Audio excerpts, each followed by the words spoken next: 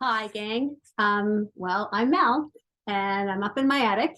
And the purpose of this video is for those of you taking part in the 4-week Core and More for Swimmers, is to just give you a baseline of the activities and the core workout, the exercises and the stretches as a reference. So I'm not going to hold them for the period of time that you may be working up to, but just a step-by-step through each one. So I'll get started really simple.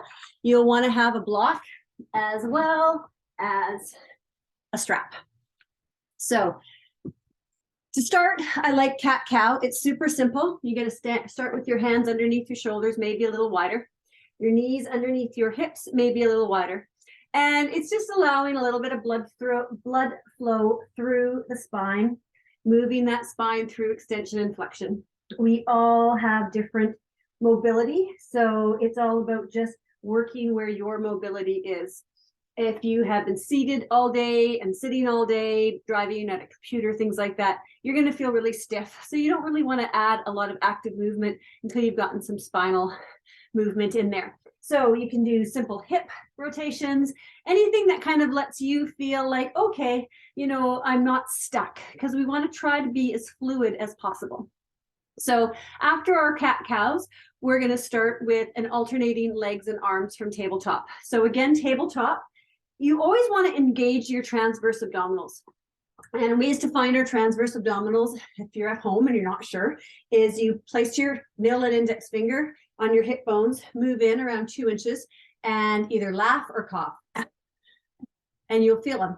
And that's what you want to learn how to engage without coughing. And it's just a slight inward movement, but it sort of is the base of our core. So from our transverse abdominal, from our cat-cow, moving into a tabletop with alternating, I just want you to start with legs. So you start with a 4-point, hands, knees, actually 6 because your toes. If your toes are like here, you'll have more effort at being stable. So I like to have my toes curved. I want to give myself the opportunity to succeed before I challenge myself to failure. So a little bit of engagement, transverse abdominals, and then just start. I like to extend one leg, keep my hip, and then send that thigh to the sky. Bring that down, bring that in. Super deliberate, right? Go from 4 to 3 without a sway, keeping that engagement long. Then you can start to move into alternating just knees without movement of the hip. And then we start to add arm and leg. And what does this look like? A little bit of swimming, right? It's that extension. And we want to keep our side bodies long. So sometimes we drop in, sometimes the shoulder drops, reach away just like you're reaching away at the pool. So that's basically what we started with our warm-up, our cat-cows, and then alternating legs and arms. Starting from our core, we're going to move to plank. So plank can start from toes curled, shoulders. Really important to press your index finger mounds into the floor as well as your tips of your fingers. I like to call them like little suction cups. This isn't going to let you drop heavily into your arms. Draw the shoulder blades down, feel the engagement of the core. If this is too much on your shoulders or anything like that, or you feel your back starting to go like this, please come onto your knees. Same effect. It's where you're at, and we need to meet you where you're at. So starting here, plank, and then we're going to start and move to our elbows. And again, it's it's a plank, shoulders over elbows. I like to have my hands hip, shoulder width apart, and I just hold strong front body, and that's my plank from elbows. Moving to that, we come back. So sometimes you need to give your wrists a little break. We want to move into a side plank. So I like to start from full plank. Take my right hand into center. Options: stack the feet, stagger the feet, or drop a knee. What we want to avoid is this hip drop. So you're getting that sensation of hip height and hip buoyancy, which is what we have in the water. And this is our side. And again, we're just going to hold and work towards 30 seconds. Change to the other side. Same thing. Left hand, stack. What often happens is that the butt stays back. You want to draw that butt forward, the hips forward, back body back, line it up, you can reach the hand up. Lots of variations, which we'll move into in further weeks. Then we're going to move with our bridge with block and adding a lift. So the block is really important here because what usually ends up happening with bridge is we end up splaying our legs. So in yoga, we use the term zipper up the center. And it means that you really zipper up that midline to engage that core, but you're not tight. So starting bridge with block, you start with the feet comfortable distance from your sit bones. You're going to look up. Once you lift your hips, please do not move your neck at all. You're going to place the block in between, and you're going to just give a gentle squeeze. It's not a, because again, we're not wanting to be tight. We just want to be toned. Engage that core. Let your hands be down by your side. Shoulders draw down the back. The action is pressing your feet into the floor to let the knees move forward. As a byproduct, your hips, again, I've referred to it before, is buoyant. So here, you're just simply going to hold, take a few breaths, release down. Come back up again. Press, it's that sensation of rooting to rise. Press the feet into the floor, knees go forward. You can also have your arms in cactus, that can be efficient as well. And then the hips are just simply a byproduct as you lift up. Shoulders draw down the back of the neck is long. Do not move your neck. Let yourself come down. So that's bridge with a block. When we're adding our bridge and add a lift, you remove the block, but you've got ingrained in your head the sensation of the block there. So you've got that zippering inner strength. Let yourself again place the feet comfortable position, parallel, hip width apart. Let yourself draw the shoulder blades down the back, maybe cactus your arms, and let your hips rise as a byproduct of your feet pressing into the earth and the knees moving forward. You can place your hands even on those transverse abdominals to make sure, do not move your head, and then one leg at a time, keeping it in the same alignment as the other thigh. So it doesn't need to be high. It doesn't need to be fast. In fact, slow and deliberate, and press out through that heel. Feel that length. And I'd even encourage you, because we're working with swimming, to point your toe. So start with a flex and then feel the point and then back down. So again, placing, extending, and you're just basically lifting and pointing and lifting and pointing, making sure that that low back doesn't sag or fall to the floor. At any time you feel that it starts to be compromised, you need to stop. You need to stop before your form goes, because otherwise you're just going to learn to compensate even more, which humans were very good at. So that was with the bridge. Now the next one is a bicycle with a block. Now this is a new one for me, but I saw it and I loved it because it really does bring in the elements of what we do when we swim.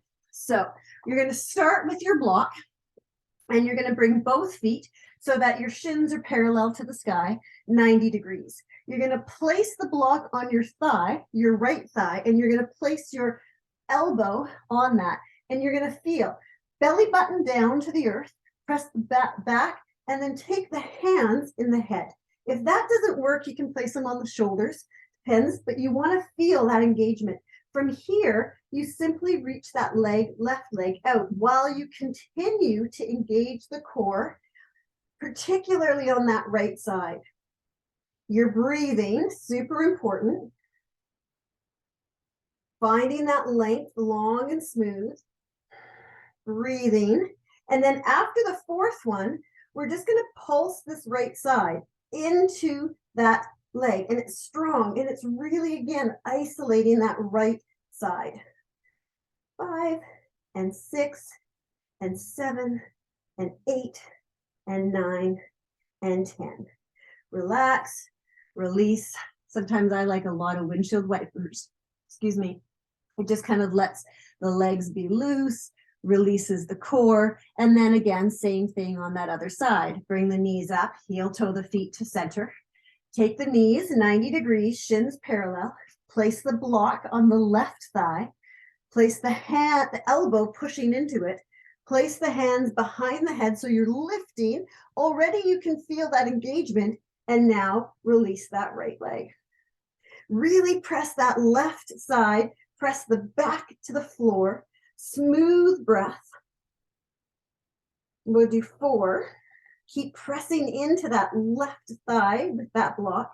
And then here, you're going to hold that leg out and you're going to press 1 and 2 and 3 and 4 and 5, 6, 7, 8, 9, 10. Reminds me of my 1980s days of teaching aerobics. Release and windshield wiper out. So you'll do that 2 times. Again, adding to it, you're going to find out what exercises really get that core engaged for you. From here, we're going to go into boat pose variations. So depending on what we end up doing, you'll have at least a good baseline. So boat pose is very much about keeping side bodies long and back bodies long. So really simple, couple different ways to get into it. And again, this is your core practice. There's always more than one way to get to the end product. It's finding out how we work it so that you can become and have the areas engaged. So those transverse abdominals are engaged. You can draw one leg up and then the other. And then I like to really pull myself up so I'm tall. And so this may be where you stay. Oftentimes those hip creases get really, really tight. We want strong hips, but we also want to have flexible hip flexors. So that's why we will do some stretching. But from here, you can sometimes just hold it 30 seconds. You can take one arm, you can take the other arm. You can take both arms, extend the legs. You can take both arms and extend the legs. Lots of variations, but you need to know where you're starting at. The thing we want to avoid is this, right? This is not helping because this is not how we swim. We want to swim with that long, tall, we often say swimming downhill. This is what you're doing. You're pressing a little bit into that sternum to get that length and height. So those are variations of boat pose. Cat cow, again, we've done that. It's a great one to, whenever you feel you need a reset, it just allows you again to take those hands underneath the shoulders, knees, and there's lots of kind of, I call it organic movement. You can do a traditional cat cow, drawing the shoulders and then broadening, letting the belly drop. You can do a rolling cat cow, opposite direction. You can go hips to heels, just sort of letting yourself find a little bit of looseness again, because sometimes we just get really tight.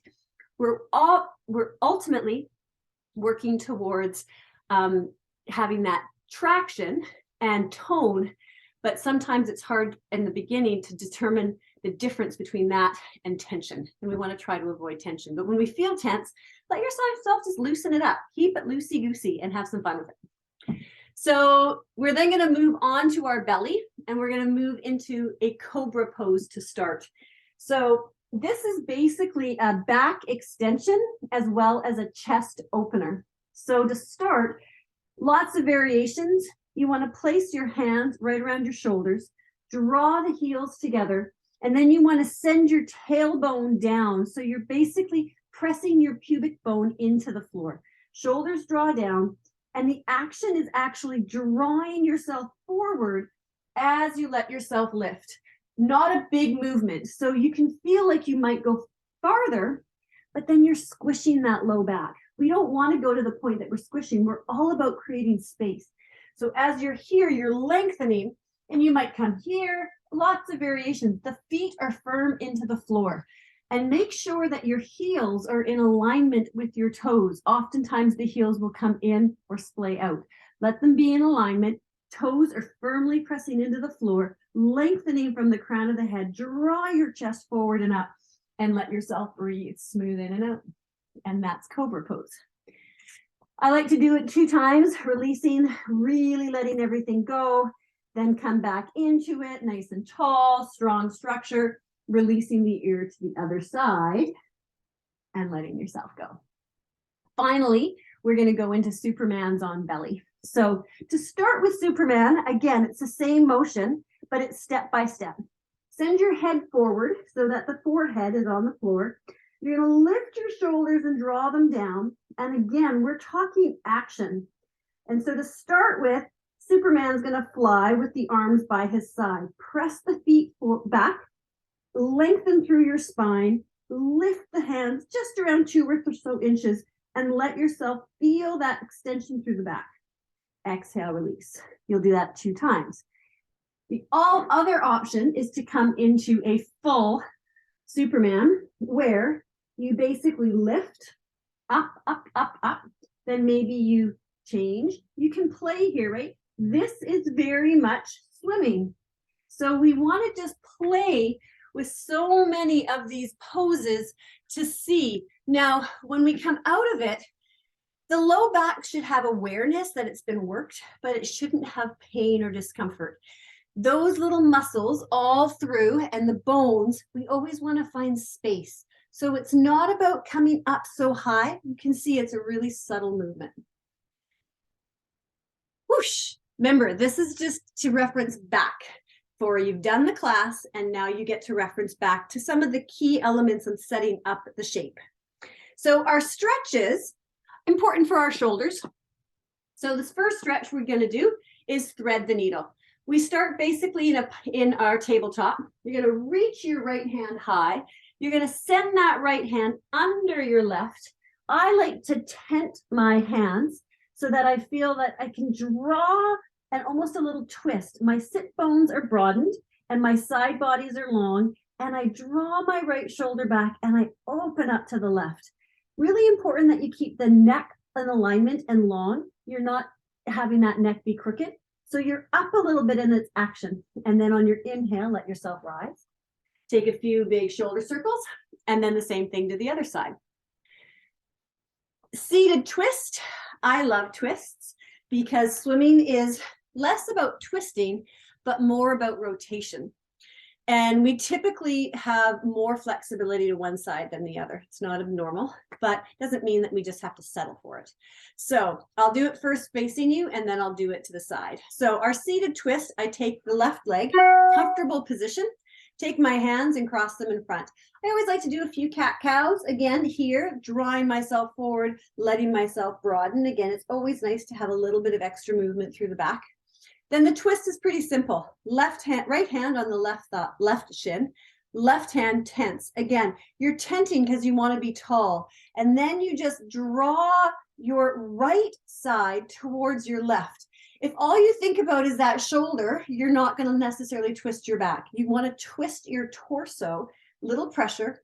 If there's room and you can easily just hook your elbow, feel free. But in order to do that, if you have to do this, you've now gotten small. Stay tall, stay long, and let your breath.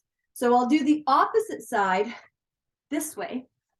So take that leg up, take the hands, let yourself do a few of those cat-cows, so much so that if I were to release in this pose, I'd fall right back. That's how much I want you to draw and then up. And now you're going to be up nice and tall. Left hand on the outer shin, right hand tense, find length. Again, we're not trying to twist from here. We're trying to twist from that long spine and long side body. And then as you exhale, you draw your torso, that left side, over to the right, pressing into the earth to lengthen. As you exhale, maybe there's a little softening and the twist releases a little further. One more round. Exhale your head to center, release the shoulders, release the legs, give them a shake. So it always makes me laugh when I hear people say, I need to get to the gym more.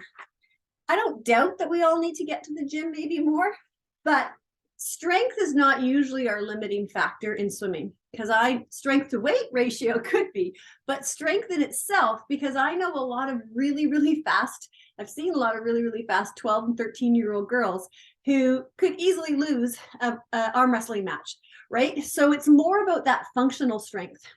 When we swim, we don't want to just swim with our arms. We want to swim with our side bodies, which means those QLs. So I like to stretch them by taking a block. I place it under my knee, so I don't have to worry about, it's got some sort of reference. Then I take my strap, I place it behind my foot, draw that foot into it to feel strength, 1 or 2 straps. Left hand, again, lets me become square over that short left knee. Feel both sit bones, and then you're going to inhale that left hand. What's really important here is that that strap is strong. You lift up and you reach up and over. And then you keep sending that left hand towards those right toes. You keep opening your chest towards the sky, and you keep sending that left sit bones down. The right side's going to get smaller because it's curving, but you're not collapsing into it. It's active, lift up and out, lift up and out, and then just let yourself breathe. Keep sending that knee into that block. That's a bit of a anchor versus feeling like it's just out in air. Inhale, rise, and exhale, come over, a few shoulder circles. And now we're just going to do a hamstring. Allow ourselves to lengthen over that hamstring. Long, keep square. Again, a little bit of rotation. We rotate when we swim. It's important to feel the rotation through those hips. And then when you're ready, release. And then you do the same thing on the other side. And then our final is a supine twist, which is also just a really nice way to end any sort of practice of core and stretching. So let yourself roll. Sometimes I even like to do a few back and forth. Just a nice little way to give yourself a little massage, maybe bring both knees into your chest, a super snug little hug, and then release. And then I like to do a very simple supine twist. I have a block handy, shoulders draw down the back, and the core is engaged, those transverse abdominals. We started here, remember a long, long time ago almost, when we started with those bicycles. So here, you're just gonna let the legs either one at a time drop to the left. So if I do this, my right shoulder has just left the floor. So I gently press into the back of my head, see if I can square it up. I want this lower left leg to have contact with the floor. I want it to release. My upper leg doesn't have to touch the entire leg, but I want to have something to rest on. So if it's too extreme, that's where you want that block. And you want to let yourself start to soften. Take that left hand on top of that upper thigh and let yourself breathe. Sometimes it can be nice to open up by cactusing that right arm on the floor and then take that gaze over to the other side. And again, you just let yourself breathe long and smooth into this right side. And exhale back to center. Engage as you move one leg and then the other. Give both knees a nice little snug hug. Again, maybe a few windshield wipers to just neutralize. And setting up on the other side. Both knees 90 degrees. Feel the engagement of the core. Shoulders in T position. Left shoulder you can see is on the floor. Back is a little bit engaged so that you're stable as you move the legs to the right. And then from here, take that left shoulder. Make sure that left shoulder stays grounded. Maybe take that block in between the knees. And maybe cactus that left arm and let myself just release that head over that side. Alternatively, the head can just look up. Now, if when you've cactused this arm, your hand's up here, you might just want to fill it with a blanket or a sweater, something so that there's not gravity, because this starts to make it a little bit more passive. And then you just want to let yourself breathe in and out. Release. Both knees snug hug, little massage. And I always really think that the physical body benefits so much from 1 to 3 minutes of, in yoga, we call it Shavasana. It's basically a resting pose where you let the body just absorb what it is you just did. I like to have my feet fully extended to the outer edges of the mat. My hands are open to the sky if that's comfortable. If that's not nice for my low back, I bend my knees, tent my knees. You just kind of want to feel your body adapt and absorb just what you did, because you've added some new movements and now we want to let the body know that it's ready to absorb it. Yeah. Coming up off the floor, let yourself draw yourself to a seated position. So again, simply a reference to complement the class that you've done tonight. And you'll have, and I will send one of these out every week with the order of the exercises that we did. So hopefully I get through them all. If not, you'll have a little bit of foreshadowing for the week ahead. All right, that's it, gang. Thanks so much. And I look forward to seeing you soon. Cheers.